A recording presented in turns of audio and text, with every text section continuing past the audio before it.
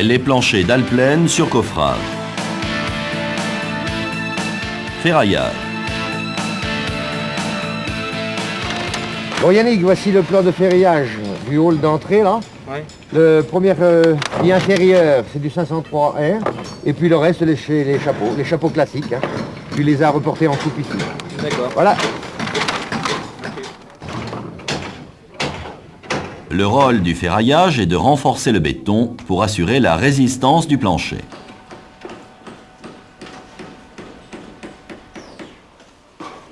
Voici un plancher non armé.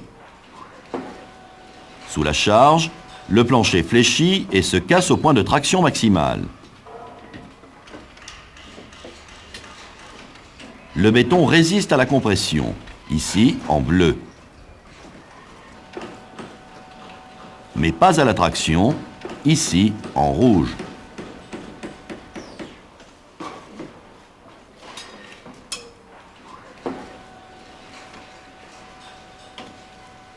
Les aciers renforcent les zones de traction.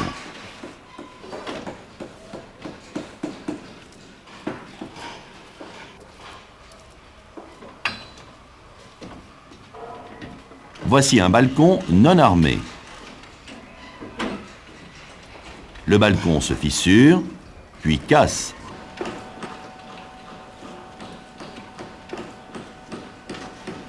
Des aciers placés dans la zone de traction maintiennent le balcon.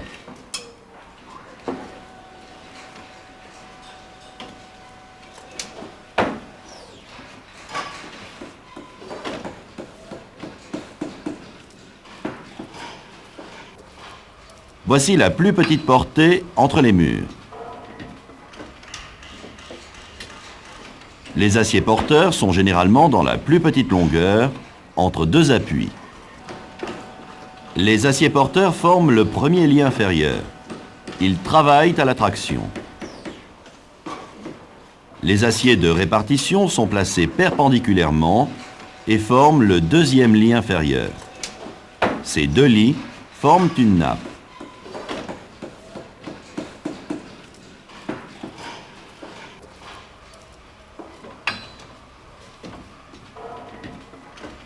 Des aciers appelés chapeaux sont placés au droit des appuis, dans la partie supérieure du plancher.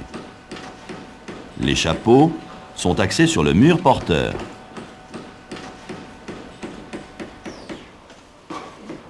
L'enrobage des aciers est de 2 cm minimum pour des ouvrages intérieurs et peut aller jusqu'à 5 cm pour des ouvrages extérieurs en bord de mer. L'enrobage est mentionné sur le plan. Les cales sont adaptées au type des aciers.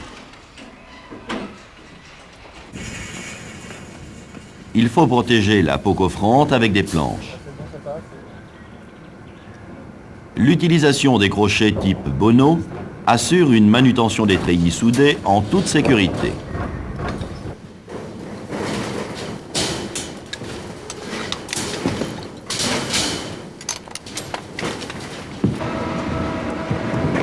Maintenant les gars, elle est pas dans le bon sens. Dans la tour. Là oui, là c'est bon. Dommage. Impeccable. Les aciers inférieurs sont positionnés dans le sens porteur et forment le premier lit.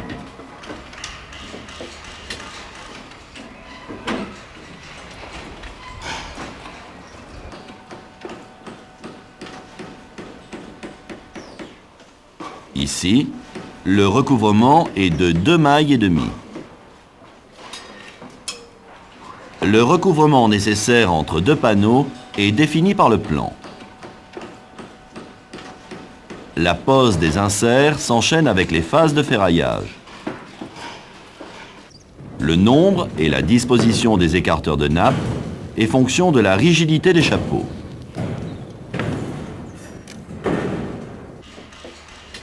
Voici un acier en chapeau. Il faut assurer la position des chapeaux dans la zone de traction.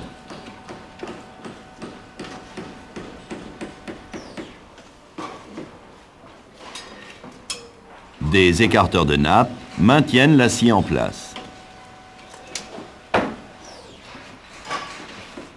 Ici, il manque un écarteur de nappe.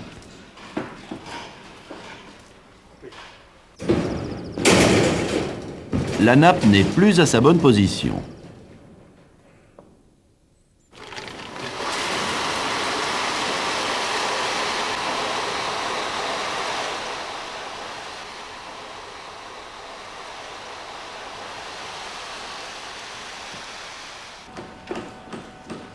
À l'endroit où il manque un écarteur, le poids du béton fait descendre la nappe.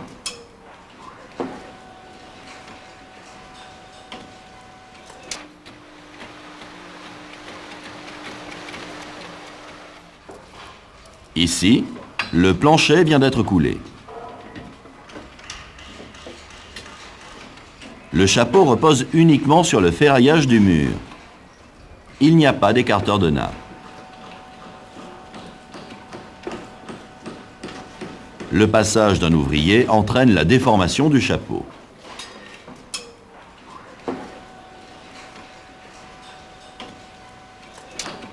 Voici la hauteur entre deux nappes.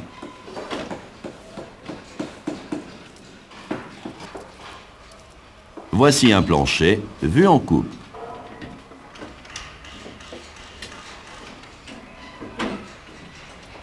La hauteur de l'écarteur de nappe est calculée en fonction de l'épaisseur des lits d'acier et de l'enrobage nécessaire. Des aciers de renfort sont mis en place autour de chaque réservation.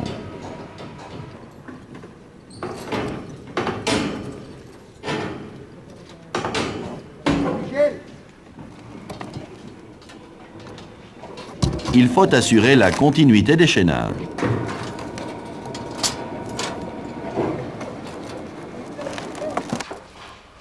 Voici le raccordement d'une façade et d'un mur de refend. Les barres filantes sont posées.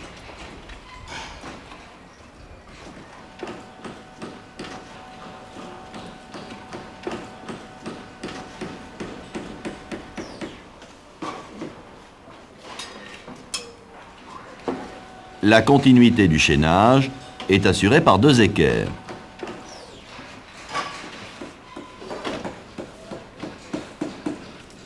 Voici un mur d'angle. Les barres filantes sont positionnées.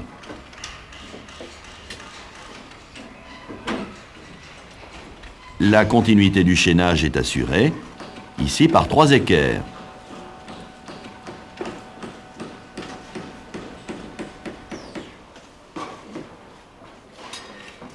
Voici une autre façon d'assurer la continuité de chaînage dans un angle. Chaque barre de chaînage est crossée.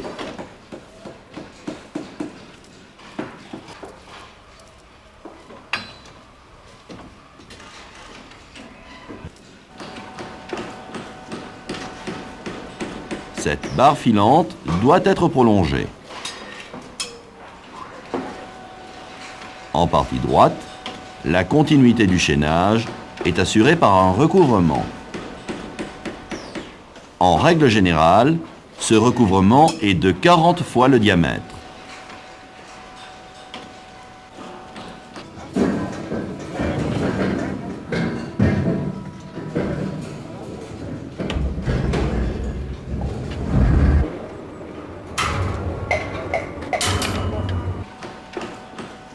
Toute chute d'acier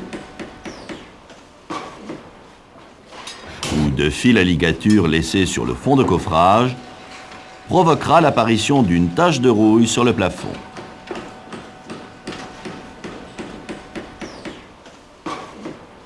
Ce point de rouille apparaîtra sur la peinture de finition. Jean-Marc, là il y a une porte, il faut que tu me plies les attentes. Ah d'accord, ok.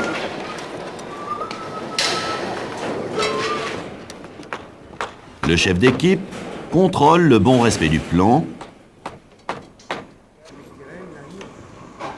Une attention particulière est apportée à la bonne hauteur des chapeaux.